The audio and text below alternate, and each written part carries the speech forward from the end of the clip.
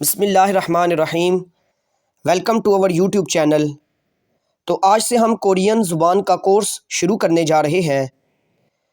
تو آج اس پہلے لیکچر میں ہم بات کریں گے کورین زبان کے تعارف کی، انٹروڈکشن آف کورین لینگویج۔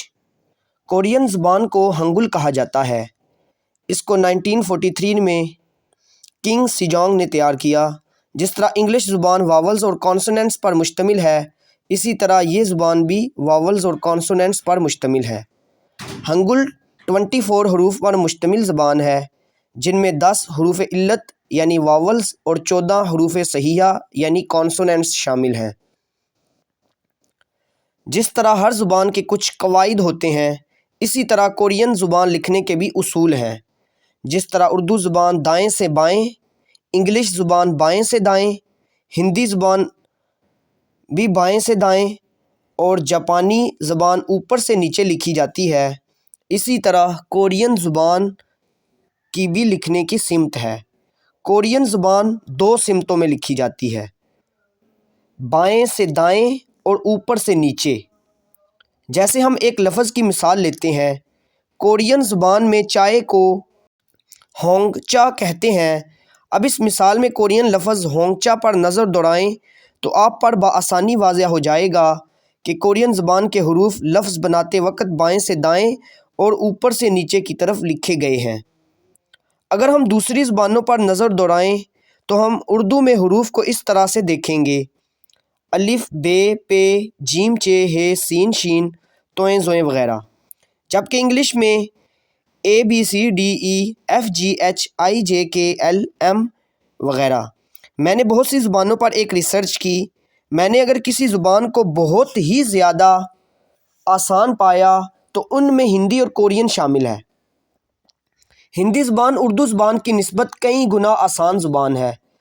لکھنے میں تھوڑی پیچیدہ لگتی ہے، مگر ایسا نہیں ہے۔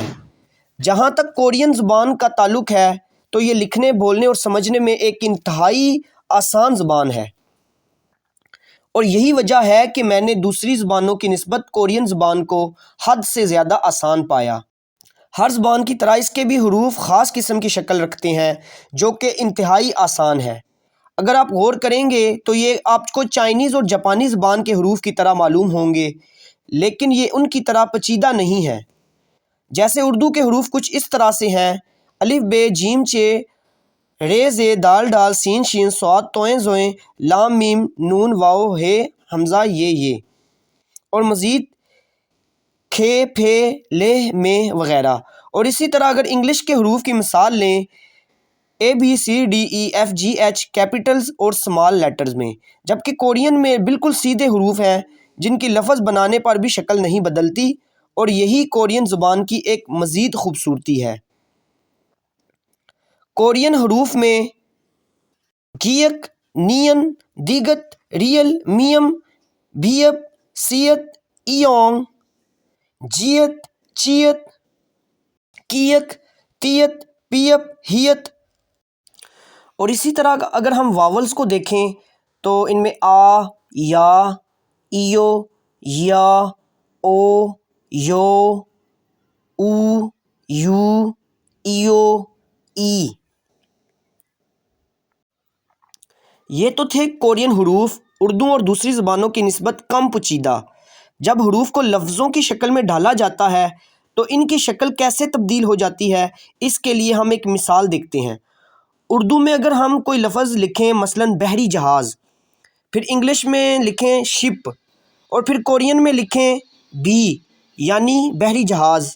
اب آپ اوپر لکھے کورین لفظ اور اس کے حروف پر نظر دوڑائیں تو معلوم ہوگا کہ لفظ بنانے کے لیے حروف نہیں بدلے، جبکہ اردو میں دیکھیں تو حروف اپنی شکل بدلتے نظر آتے ہیں۔ اب بعض کہیں گے انگلش کے حروف بھی نہیں بدلے، جبکہ ایسا ہے بھی اور نہیں بھی، کیونکہ پہلا حرف بڑا ہے جبکہ باقی ماندہ چھوٹے ہیں۔